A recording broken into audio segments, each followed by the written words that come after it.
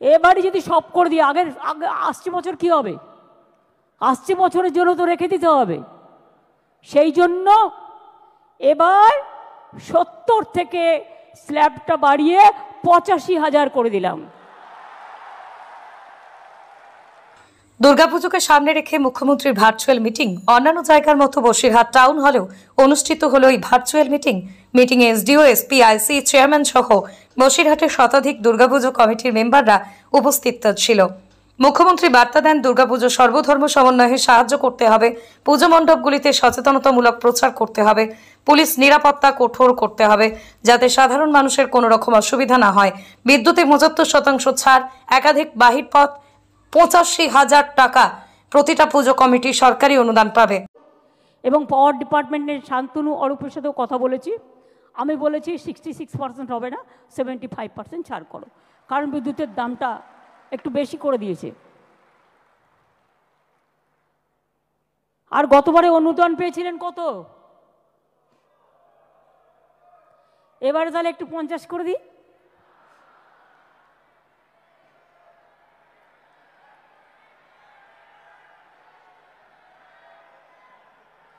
জেলাগুলো কি বলছে? ব্লকগুলো কি বলছে? পুজো কমিটি কি বলছে? এই এক কি সবসময় অতটা লাফি বাড়ানো যায়? আস্তে আস্তে ওঠো, স্ল্যাব আছে না। প্রথম যখন শুরু করেছিলাম 25,000 দিয়ে, ঠিক তো?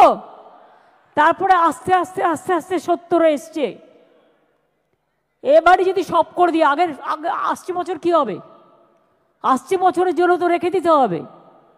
সেই জন্য এবার 70 থেকে স্ল্যাবটা বাড়িয়ে 85,000 করে দিলাম।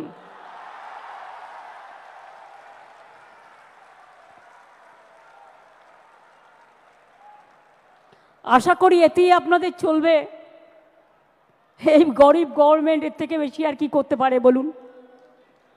এবং আপনাদের বিদ্যুতের এটা অনেক কমিয়ে দেওয়া হয়েছে,